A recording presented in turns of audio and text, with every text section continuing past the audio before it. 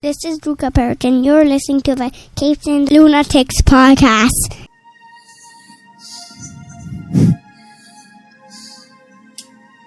Everyone who watches the regular feed's probably like, what is this? That's right. We're giving you a freebie, everyone. You keep hearing us talk about our Capes and Lunatics Patreon account where we talk all things Star Trek. Well, here's a free one for you. The first one's free, remember.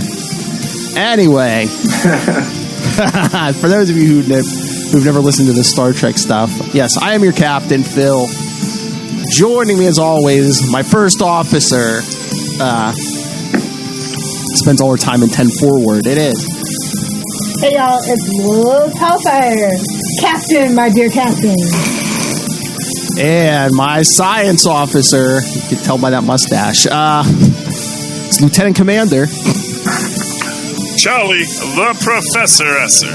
And, of course, my security officer, hairier than any Klingon you'll ever see. It is Lieutenant Commander Matt Kona. Hi, everyone. Got my little Ferengi demanding your profits. Give it to me. Yay. Yes, send us your profits. Yeah. Yes, give us your profit. That's why we're giving this away for free. First one's free. First, that's how you get them hooked. Oh, should have found the drop. Know that. All Latin on Patreon. Should have found the drop. They were like, there's no profit in this. Anyway, yes. All right, so. Killed in my lobes. Whoa. I talked over it. Anyway, yes, we're here to talk the first 4 episodes of Star Trek Lower Decks. I didn't even get to watch the 4th episode. I watched the 3rd one today. I didn't get a chance to see the 4th, but. Well, maybe we could tease the 4th because I. Okay, good. I'm glad I wasn't the only one. Anyway. Oh, okay. Gee, I'm sorry. I read the assignment. So, okay.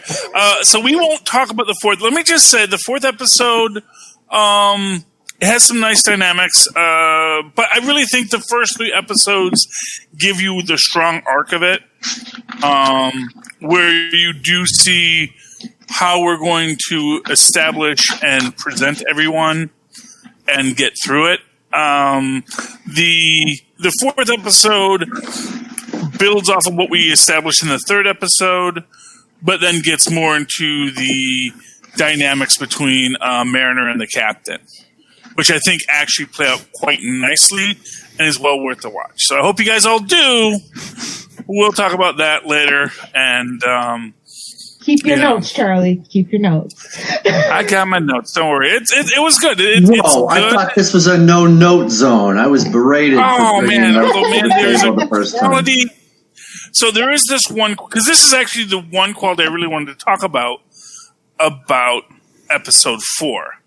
And I think you guys can gather it in, but there's a quality in episode 4. I won't go into the details where, I believe her name is Devi, the Orion, the green one, the green nurse. Mm-hmm. Davana? Is it Davana? What? Is it Davana? Davana, yes. Yeah. Yes, she is an Orion. And for those who don't remember, the Orions were originally the Orion slave girls, or the Orion green animal women, if you want to go all the way back to the cage.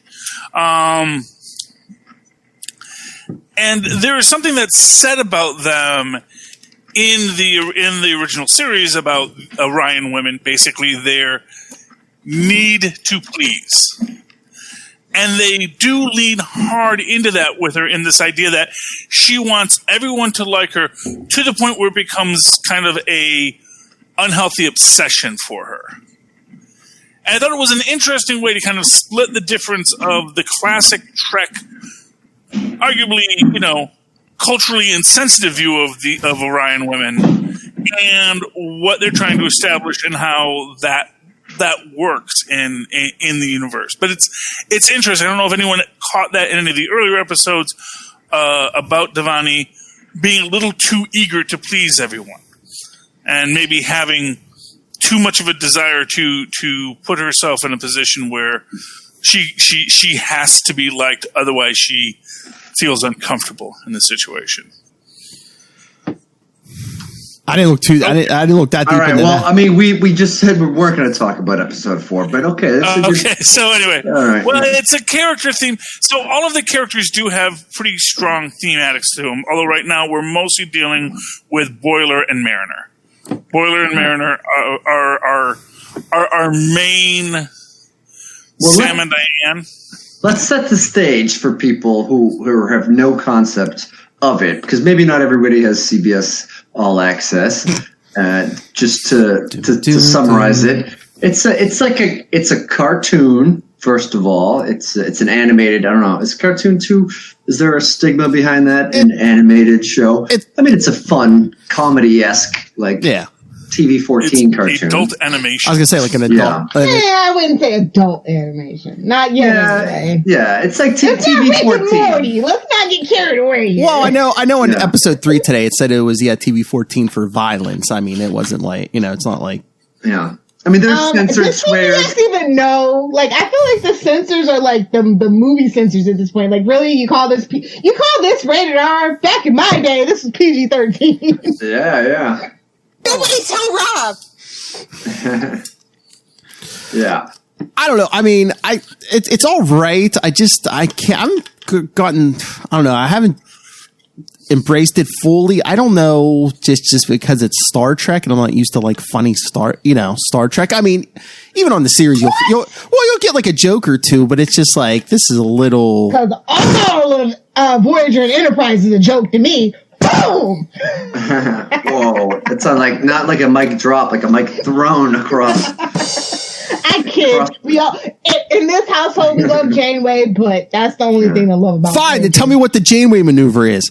That was a good one. It sounded like she dropped the microphone through the bridge into the lower decks. Yeah. And I feel like we named our podcast too soon because come on, their ship's the least significant in Starfleet. Like, I just feel like maybe if we had a time machine, we would go back and rename the podcast. Wow, just kick us in the pants, Lilith. Please kick me in the come on. pants. Self-deprecating humor is relatable. Come on, Philip. Yeah. I'm pretty sure this is what Capes is based on. I'm pretty sure. You're the damn millennial. The rest of us are Gen X or whatever. We don't recognize our shortcomings. BS. I mean, well, yeah, you guys want to admit to being hipsters, so maybe you're onto something. That's another discussion for another time. So you're saying, Who's a hipster? we should have named the show the Cerritos? Yes. Yeah. Okay. Yes. Well, obviously, what is obvious is this show is Bobby. meant to be the answer to the Orville, which is kind of funny in the sense Orville did that it better. yes, and Orville is actually getting more dramatic as they've moved on. Whereas this is now getting more kind of ridiculous in its comedy, which maybe it's niche, I don't think, I think throughout it there is a quality that suggests that, this ship is not, this is, and I think I've made this comment before, this is McHale's name, or this is Sergeant Bilko or McHale's Navy to Orville's MASH. That, both are funny, both are going to be wacky and have kind of silly situations that happen, but that, and broadly drawn characters at times, but that Sergeant Bilko was always about the jokes and the situations and the gags, whereas MASH really did want to tell a story about the characters beneath it. Now, there is characterization here, and as I say, I can see how they're going to give us more characterization as things go on. As things go on, we are going to get deeper into each of these people and their own issues, and we do get a lot of interesting things. One of the things I really want to know is how how our engineer got the Vulcan implant, because he clearly has been hurt bad. Hey, you know how those Vulcans are, sticking stuff in people. Well, yeah, I know, but it is it and I'm Sam Rutherford. That's the ensign. Yes, Sam Rutherford has a new Vulcan cybernetic implant, which he says in the first episode, is messing with his emotions because it's not letting him feel emotions, which is also makes you wonder why would they install that in this guy.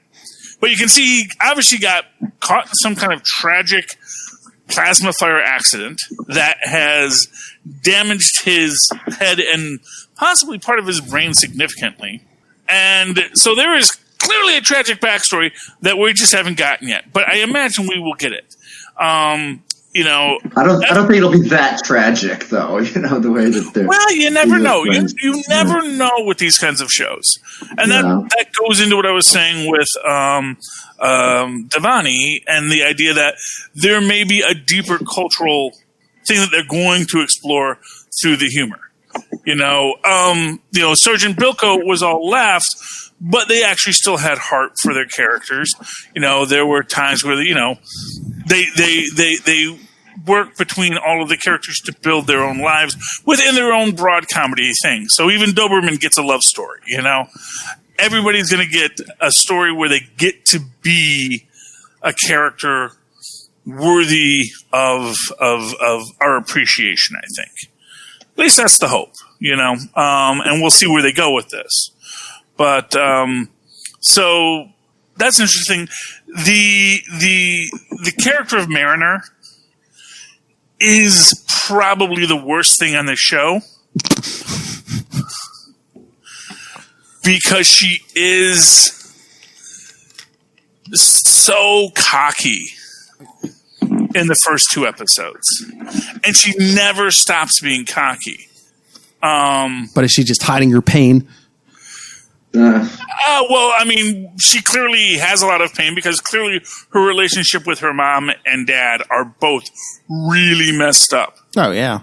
She's clearly a Starfleet brat whose parents obviously promoted out to other ships. So right there, it may be even this kind of situation where her parents aren't even divorced, but they never are together. So I don't know what it is. I don't know if they are divorced. They may have mentioned that in the first episode or not. But we do get the reveal that the captain, I believe it's Captain Carol or Carol something. I have the Wikipedia page up here. Carol Freeman. Captain Freeman is in fact Ensign Mariner's mom.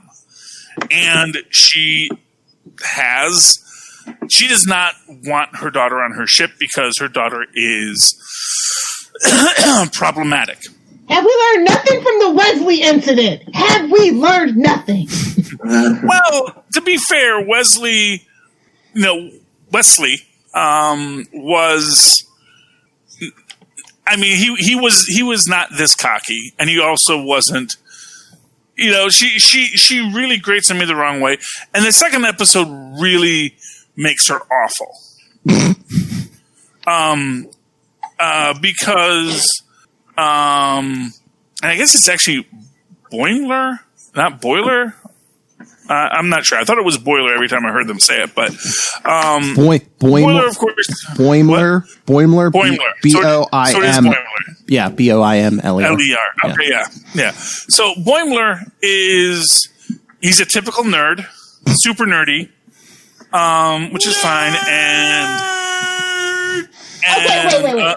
He's meant to be the adorable character just simply because of who the voice actor is, which is Jack Quaid, which is Dennis Quaid and Meg Ryan's kid. So just keep that in mind. He's not that adorable. He's actually really he's very Sheldon Cooper-esque. Except that he's friendlier. He's very friendly. He's all in his own head. He's the adorable misogynist. The adorable misogynist. It's CBS.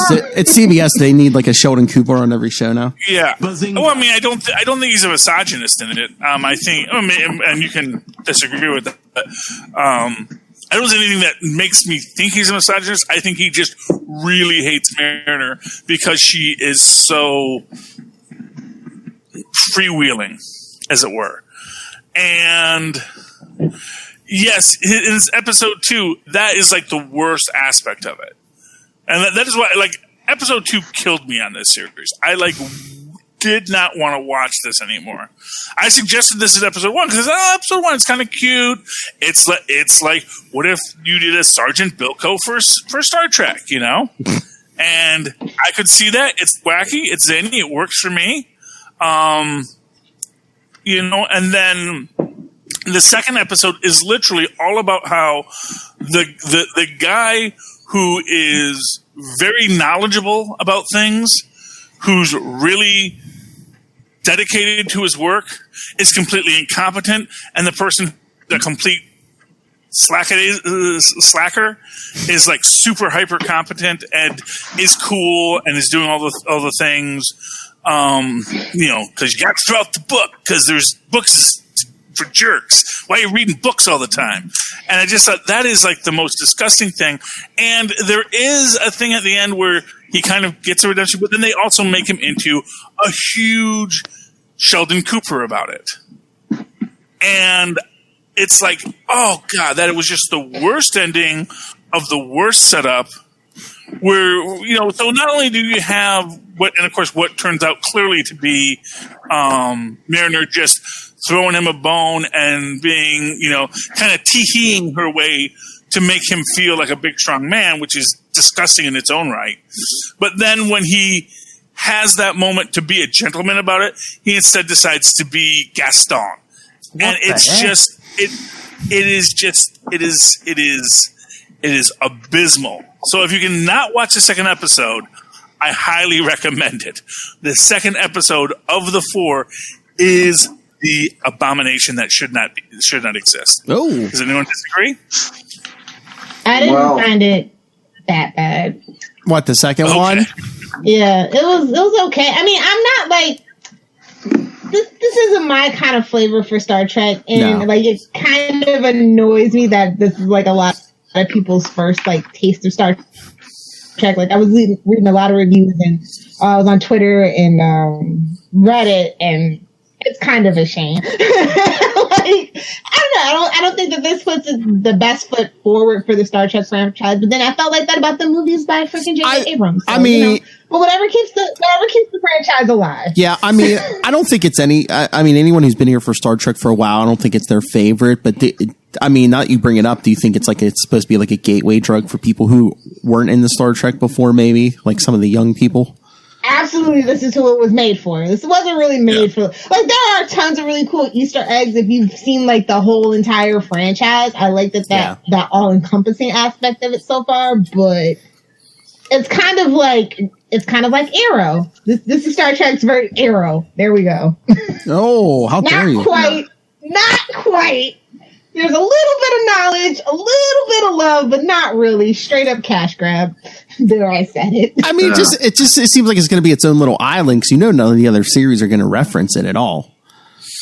Yeah, you can't always assume that. I hear that it's doing very good on CBS, all that stuff. So you know, and for what it's worth, like I said, it's like this.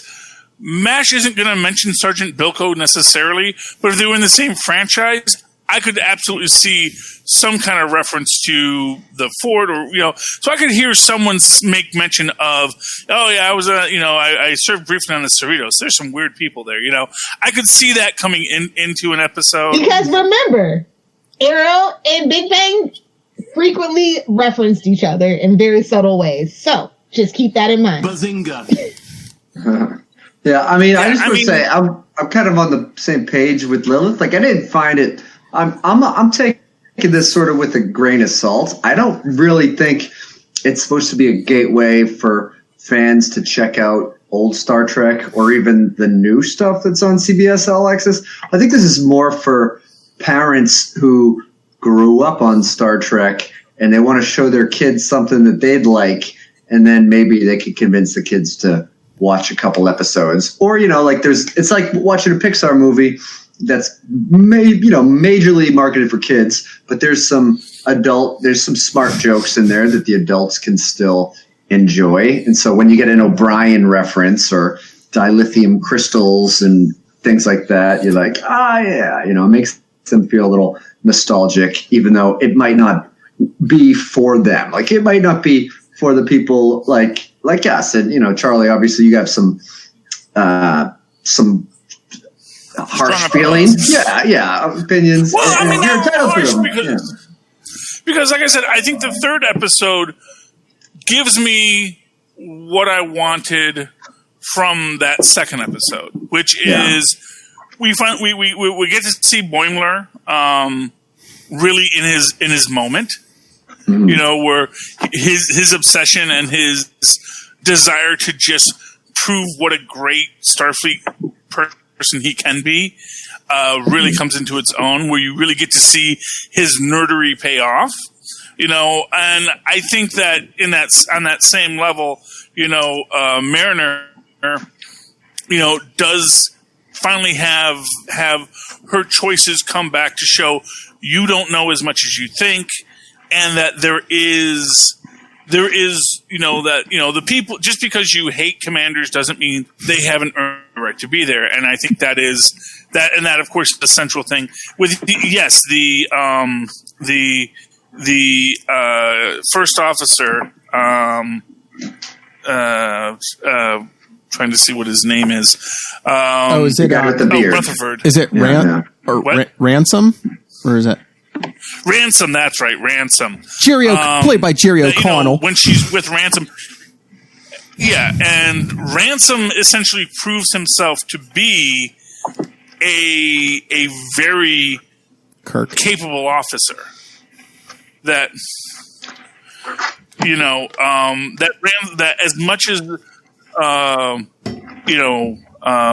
wants to really suggest, that Mariner really wants to suggest that all of the officers are idiots and they don't know what they're doing, and you know, and of course Ransom is meant to be a Kirk. He is meant to be Kirk in every way, where he just assumes he's right about things. But then when the chips are down, he actually proves himself to be every bit as capable as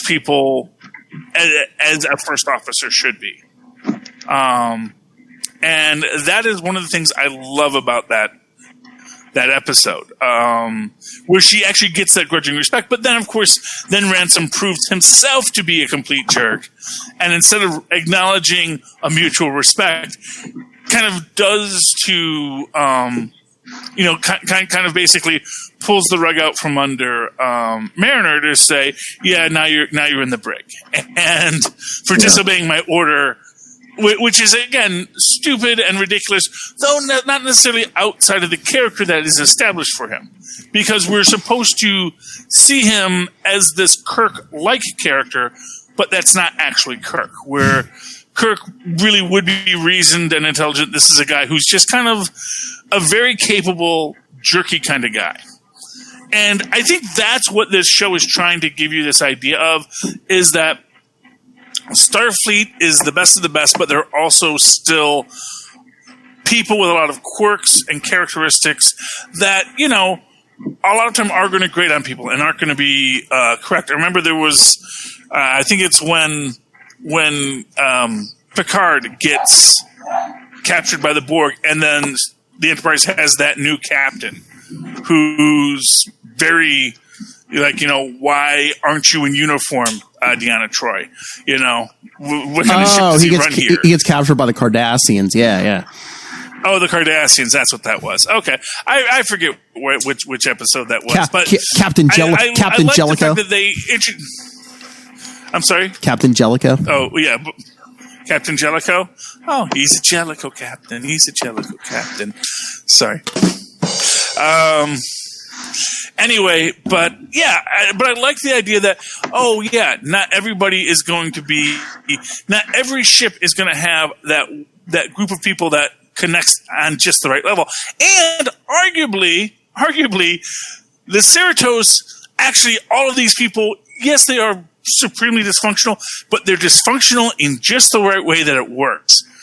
That in the way that, you know, really, you could objectively argue Kirk and Bones and McCoy and Scotty are all dysfunctional people, but they're dysfunctional in just the right way that when they get together, they become a really great team.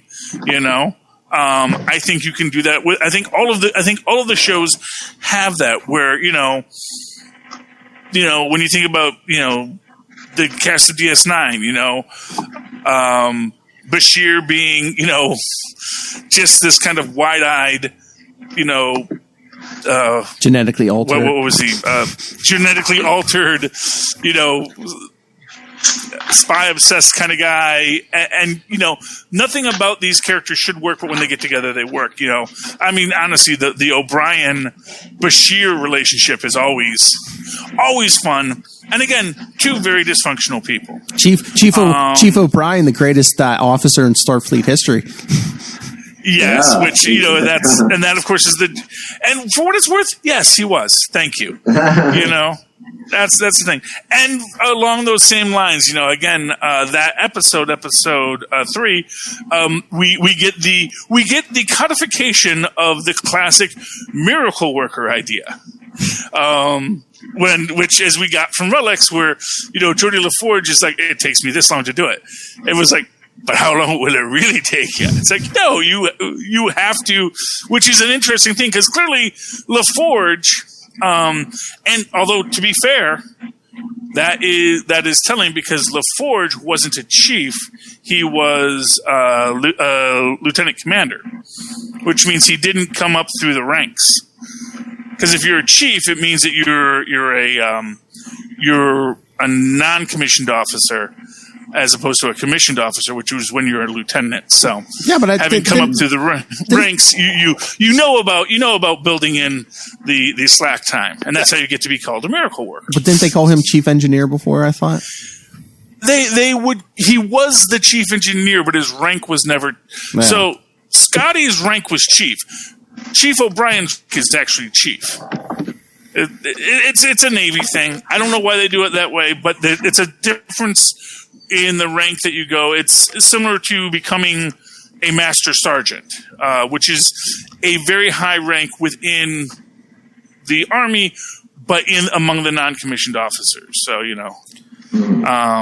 so it's just a weird thing. I don't know that much about it, but I do know that they even make that point at some point where, I forget who it is, but someone makes the point that because Chief O'Brien is a chief, it means he took a different route in Starfleet than, say, any of the lieutenant commanders do.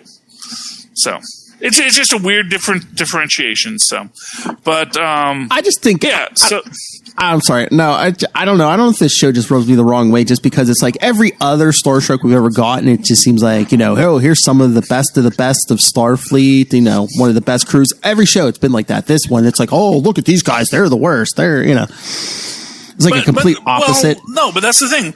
Are they really the best? I mean, that's the thing. It's like they become the best because they have to rise to the occasion. Yeah. And in episode 4, you do get this idea that, not everyone can be the best. And for what it's worth, there's always some Starfleet ship that blows up at the start of every episode of Star Trek, Like, oh, let's go check out, oh, why did this ship blow up? Oh, they drank the water when they went to the planet, and then everyone turned to dust. Or, all sorts of things happen in these things where there's a lot of incompetent ships in Star Trek. And what the question becomes is the Cerritos one of the incompetent ships that blows up? Or is it going to be one of these ships like Voyager, where a ragtag group of people from disparate backgrounds somehow make it work? I mean, heck, half of Voyager, they're actually in the Maquis, they're fighting, We have a Bajorian security officer in here who I think is awesome. Just because, that big burly... Yeah, he's probably, of the officers, he's like the best officer. Especially when we get the scene where our engineer decides so that he can spend more time when Rutherford to spend more time with Davana, basically switches his entire track, no matter how much he loves it. And so he becomes, and everyone loves him, but every time he says, I have to leave, they're like, you're leaving us? Well, great. Find your own bliss. That's the whole point of Starfleet. Figure out what's right for you. And, and I love that. And I love that that is how they approach it, how they program it. And like I said, I can see all of these characters being in their own way the best at what they do. But, at the same time, there is this learning curve, especially for the ensigns, or because they are ensigns, they are the lower decks people, and they are essentially, as they say, they are sophomores. Sophomore comes from Sophis and Moranis, which means one who thinks they know everything but actually knows nothing. And it's all about how these people have these skills they have learned, and now how do they apply that to learn the things they don't already have? How does Boimler become a person who can be more freewheeling? How can Mariner become more tuned into how to be a proper Starfleet officer? And when you get into the relationships question of in the 4th episode, there's a lot that's given about these characters, what they have to overcome, and how they might do it in this season. So, the biggest question I actually have at the end of this is, are they going to do a second season? How are they going to stay on lower decks if they all become lieutenants? So, if they promote out of being an ensign, what happens to the show? But that's the question, and I see a lot of potential. I can see what people do like about it. I can see what people don't like about it.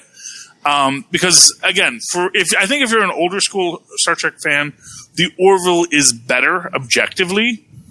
But I think that if you're secure enough in your Star Trek fandom to enjoy Star Trek comedy, if you like the song Star Trek and Across the Universe, this is Star Trek and Across the Universe made into a cartoon. And I think that's the best way to describe it. If you like Klingons on the starboard bow, this is what if there was a series about that? So all right, give me your thoughts, Matt Kona, as a professional comedian, fan of Star Trek. Give me your thoughts. I took it for what it was. I thought there was some good jokes and jokes that you appreciate more as a Star Trek fan, for sure. But I think someone who had no knowledge of the previous shows, and especially with the new show, granted I haven't watched all the seasons, but it's so drastically different of the, is it Enterprise, the new one, or no, that's the Discovery? Discovery, that's right. Yeah, where they're sticking their cars everywhere. Yeah, it's drastically different, and especially like this is going back to the older uniforms, the older look to the Klingons. I love the way that the computer is very similar to Next Gen and stuff, because Next Gen is probably deep down my favorite, and this is sort of just like there's so many introduced characters on that show, and this is just sort of a what if, like what if it was run by, there were millennials, and what are the ensigns that have no lines because they don't want to be paid they don't want to pay them royalties when they rerun it a million times. What are they doing? And they have personalities. They're interacting with each other. They bunk together, and yeah, some of them are a little bit more type A. They want to move up in the ranks. So I don't know. I like that. I thought it was like a fun explanation. Granted, I have. I think we talked about this off camera, but I'm lacking sleep. I am working a lot these days, so I watched them with a new puppy jumping over my face for most of last night, trying to prepare myself for this podcast. So, I haven't been watching like on a week-to-week basis. I kind of just binge them all together to get a crash course in it. So I feel like I'm more in tune to the characters now that I've saw like a bunch of different stuff all at once. And to what Charlie was saying about how they're going to continue it, I think that if they, for some reason, all moved up in ranks, they would have their own ensigns, and it would be kind of a funny dynamic to be the authority figures to them when they were probably, rubbing elbows with them and they were in the same situation not long before that. So I don't know. I think it's a cartoon, so there's reason to be hopeful that you can interchange anything. You can add aliens that would be hours worth of makeup if this was a one camera show. They brought the cat people back. Yes. Yeah. And I love that which is a great a great callback to the Star Trek the animated series. Yes, and the Doctor, right? Yeah, the Doctor. Yeah. And was there was the entity that was like globbed onto the ship? Was that something from like Voyager? Like the thing that was sexually attracted to the warp drive or something, or is that like a new thing? I feel like I think that was Next Generation. Was it Next Gen? Oh, okay. Well, there was one where it was like an infant entity, and it was like feeding on the warp core or whatever. Yeah, it wasn't like yeah, that was Voyager, right? Yeah. No, that was Next Gen. Oh, it was Next Gen. Yeah. Oh, okay, all right. Oh, and I realized why I love Jack Ransom. That's Jerry O'Connell. Oh yeah. Yeah. You'll never guess his secret identity. He has to be in it. He has to be in every. Haley Joel Osment is in it too. Is he? Oh, he is. Yeah, he is. Where is he? I think he's like a captain or something. Oh, he's probably he's the captain. I think in the fourth episode. Okay, that's it. I'm forgetting its name. Yeah, I started to watch the Moist Vessel. What a title! But yeah, I mean, Jerry O'Connell wants to be an animated everything anymore. Yes. No, I realized one of the reasons I do love this is I did think years ago when they did take spec scripts for Star Trek that I thought, what would be a really great episode is if they just did an episode that was all ensigns. And when I told my friends about this, they said, no one's going to want to watch a show about all ensigns. They want to watch a show about all the characters they know and love. No one cares, no one cares about that. And so my dreams got crushed. I could have been writing this 20 years ago. But Kona was saying about the aliens who could show up. You know who needs to show up on this show? John Delancey. Yes. Yes. Oh, if he'll show up on My Little Pony, he'll show up on this. And you don't have to worry about him being older. It's animation. As long as he can keep the voice going, Yeah. Well, for what it's worth, the Q do get a shout out in episode 4. And if anyone can walk back and forth between this series and the other ones, it would be Q. Oh, yes. And if there's anyone to reference it, yes, Q. That's the only person I want to reference this show and any other show is Q. And it's like, this is, I've been hanging out. What have you been up to, Q? Well, I've been hanging out on this Cerritos. It's like, oh, wow. Is it as bad as they say? Yes, it is. Yeah. But I'm bummed. There's an episode of Picard. Q, spoilers. I mean, Q could tempt Picard with I can snap my fingers and give you a real body back, right? Oh, that would be. Oh, and that would be. First off, Picard would. Not Picard. Patrick Stewart would love that. Because we've all seen him. We've all seen him in Family Guy. So, sorry, not Family Guy. American Dad. He does voice the baby Susie, but more prominently on American Dad as head of CIA. Yes, which is great. Why is that a boo? I don't like American Dad. Sucks. That's whoa. That's probably because you have only watched the early seasons. It has really grown into its own, and it's amazing on TBS. Because I was going to say, I've watched Family Guy. I've watched the Cleveland. They got away from all the political stuff, and it is just a million times better than Family Guy. Yeah. Well, I was going to say Family Guy. I was going to say I haven't watched any of them lately, but I like Family Guy. I liked Cleveland Show. I liked all of them except American Dad for some reason. Okay, your opinion doesn't matter. You said you like the Cleveland Show. Get out. Better than those early. Harlan doesn't like the Cleveland Show. Get out. Better than those early seasons of American Dad. Anyway, debatable.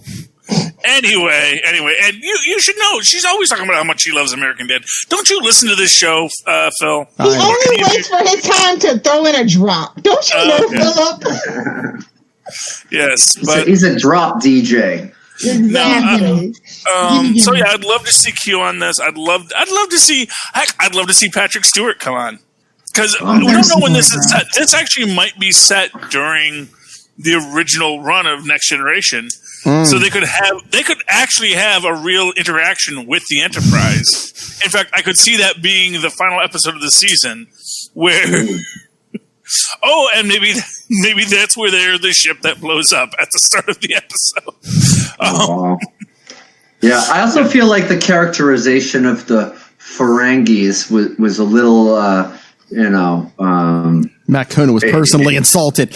I stand in solidarity with my Ferengi brother. Yes. So, and that's it was a little. I don't know. How do you want to say it? Stereotypical. Did you see the second scene? Because I know you were tired. Did you see the second scene where it turns out that when he's I'm not a Ferengi, I'm an Ebolian thing. That's actually yeah, that's an act. When you see him later, he's actually a well-respected Ferengi who's actually just good friends with Mariner, who she called, and that's why I say it took away the entire power of the scene, and it was just it really bothered me the way they did it. Just on every level of it. But yes, so he actually comes back later and he's like, oh yes, quite.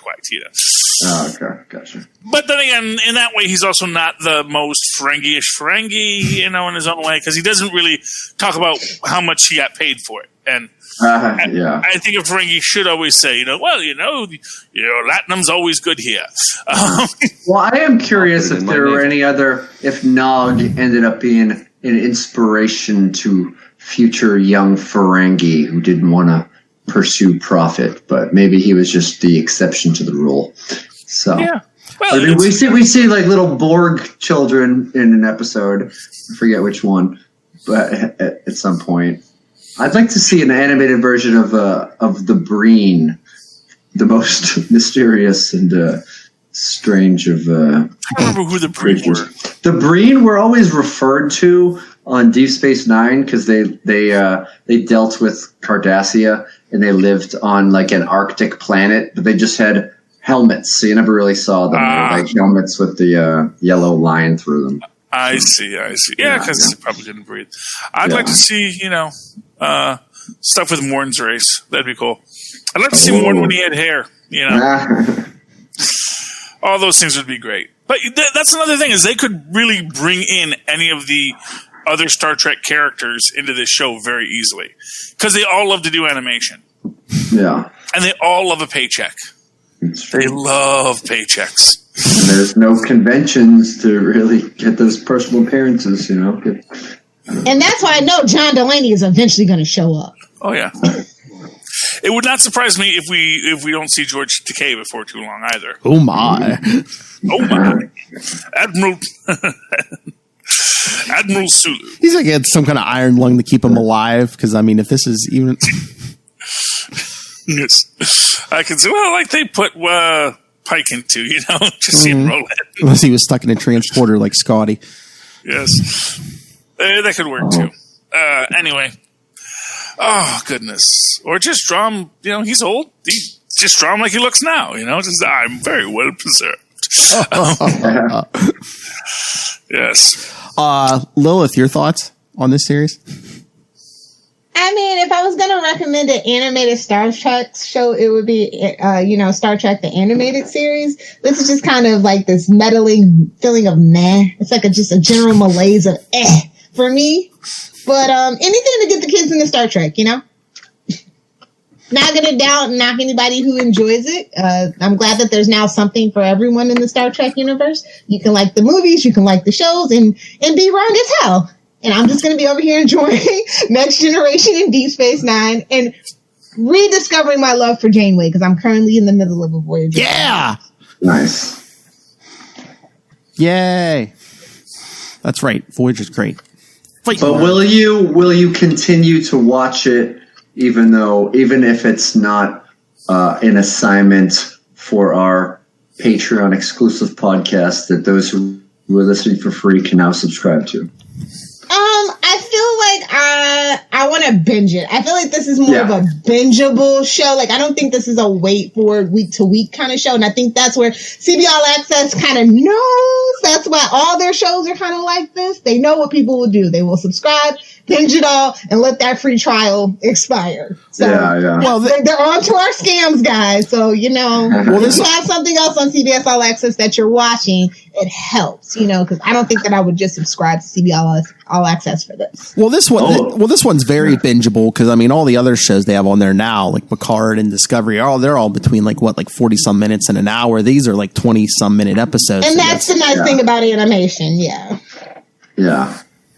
And a lot of, what is that show on CBS? A lot of these voice actors come from that show. I want to say it's Space Force. That animated series from TBS, I recognize a lot of voice actors from that show. And what was it? It's another one that's on.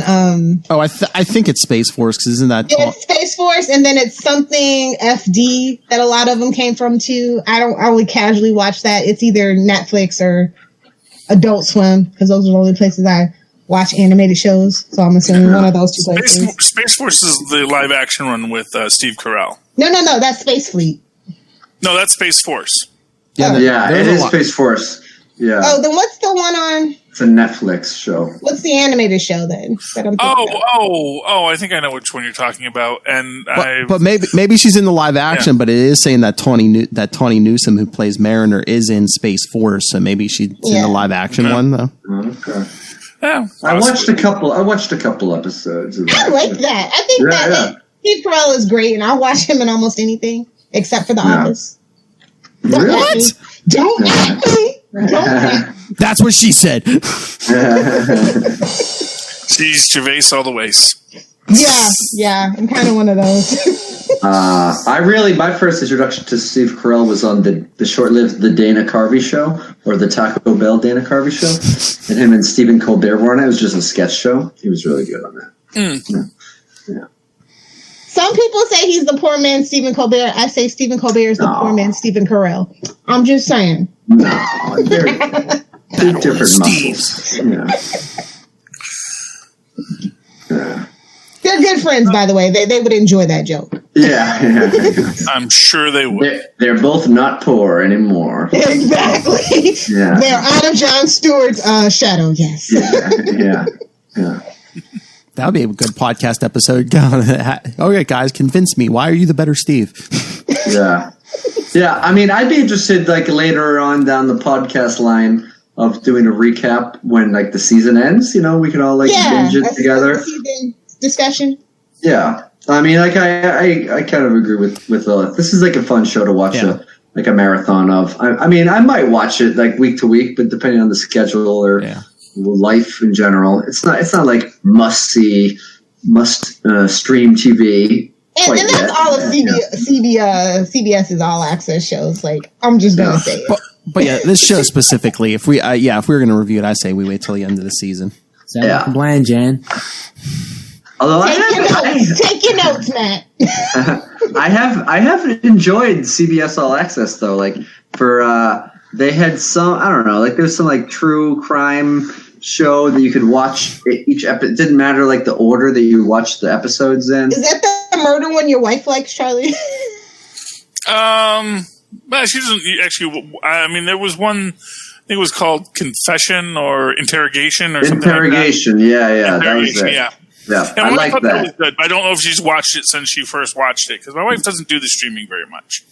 But it's interesting, and I did watch it in whatever order I chose, so I took the bait. It was like a choose your adventure novel, you know. But I chose because it takes place over a few years. I chose to watch them in the sequence of years, which is not how they're presented. So I don't know. Mine is Twilight Zone, and oh yeah, that is worth CBS All Access. I love the new Twilight Zone that they do. Yeah. That's what the Godfather trilogy. I rewatched that and Reno 911, which I really like that. Yes. Yeah, which is now on Quibi. Yes, I want new episodes. They're like 10 minutes each. Oh yeah, but that's the thing where Quibi is a mess. I don't even want to talk about Quibi. Yeah, that's the thing where I love Reno 911, so I'm gonna wait until all the episodes air because if they're 10 minutes, I'm not gonna get like a recurring subscription. It's basically a chopped up. It's a chopped up episode. Just spoilers. Yeah. Yeah. And on that note, Philip. Oh, how about we tease the audience before we go? I know Charlie Esser was saying next time he said we should do a theme, and his theme was Charlie. You said everyone's favorite. What? Well, yeah. Well, I mean, I would love if we all watched all of the Mirror Universe episodes and then discuss them as a chronological review of the universe. But we could just say, what's your favorite Mirror Universe episode? And then we could talk about those. Along the same lines, I thought it might be fun to watch The Trouble with Tribbles, and then Trials and Tribulations back to back. Oh yeah. And then discuss that as a comparison over the years. And then, maybe just pick as a third theme, maybe pick your favorite character from Benson, who then went on to be on Star Trek, and why you love that, and your favorite episode with that former Benson character on Star Trek. That must be some It's good bigger pool than you think, honestly. That must be some good apple juice tonight. That is an excellent idea. I think I want to go with the Benson one for sure. Okay. Wow. Am I like the only 90s kid that grew up on 80s reruns? I love Benson. I love Mr. Belvedere. I love them all. I watched a lot of those, but I wasn't a Benson person, so I don't think I've ever seen Benson. I like Mr. Belvedere. Mr. Belvedere, yeah. I was huge into. Do they even have Webster. Benson reruns anywhere? do they even have Mr. Belvedere reruns anywhere? I don't see either one of them. They might on Tubi. TV or. Yeah, yeah. But now, the other thing I would say is, since this is our free episode, and we just tossed out 3 different options to all of our loyal listeners, why don't you all vote on which of those 3 we should do? Either Best Mirror Universe episodes, which we won't have to watch them all, but we can discuss the Mirror Universe as a concept. Trials and Tribulations, 2 or 3 episodes between Trouble with Tribbles to Trial and Tribulations. I think Trials and Tribulations was a 2-parter, and that, or favorite Benson actor in Star Trek. Yeah, Ray, pick it. So anyone that's listening, I want you guys to go to our show page. I want you to vote for it. We'll do that next one, and then if you want to hear what you voted for, go subscribe to the Patreon. Sounds like a plan, Jan. Yeah. I'll put that up on Facebook and Twitter, and it's because we do these monthly. So you got a month. Go vote. Yeah, and if the Mirror Universe one gets picked first, should we all dress up in slightly different, more evil characters? Are you going to shave? Are you going to shave? A good version. Are you going to shave? Are you going to shave Kona?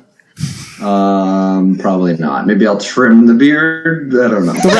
Maybe I'll trim it. I'm not gonna go crazy. I'm gonna compromise. The rest of us, including Lilith, will have to grow beards, and you have to shave yours. Oh wow! Yeah, I can grow the cookie duster. Oh boy! Nobody saw Rob, I guess.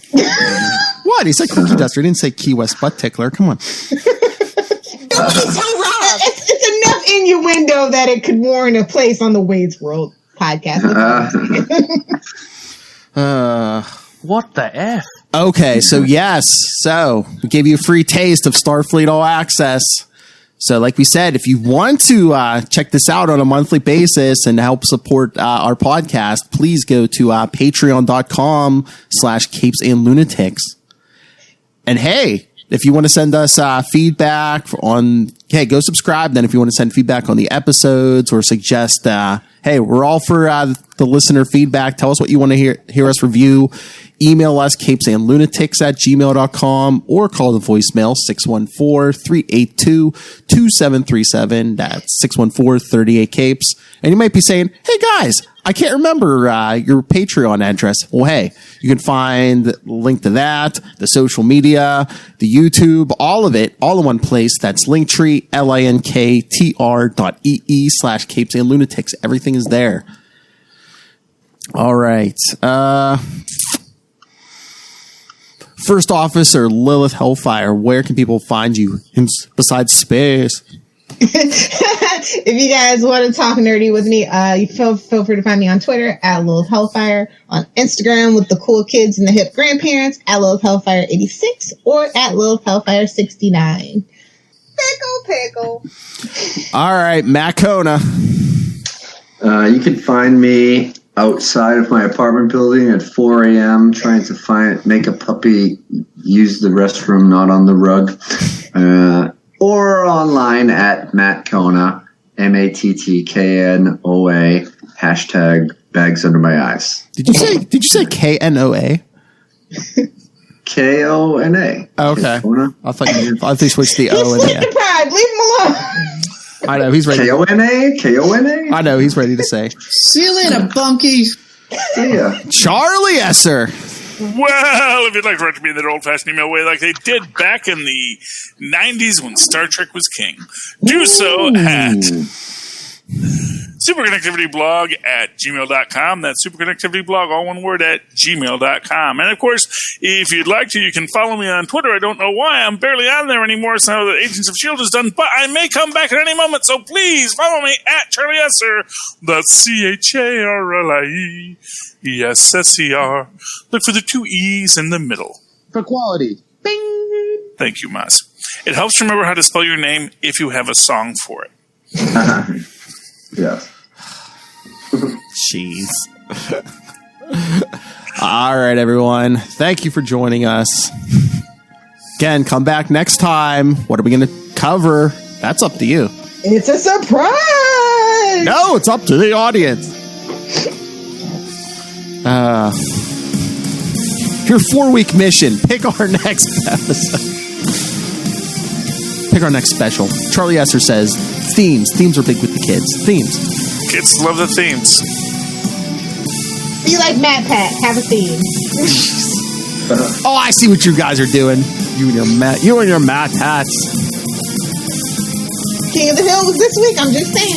I know. I can't wait to watch it. Tristan was watching it while we were doing this. I'm thinking, I have to see if propane or charcoal won.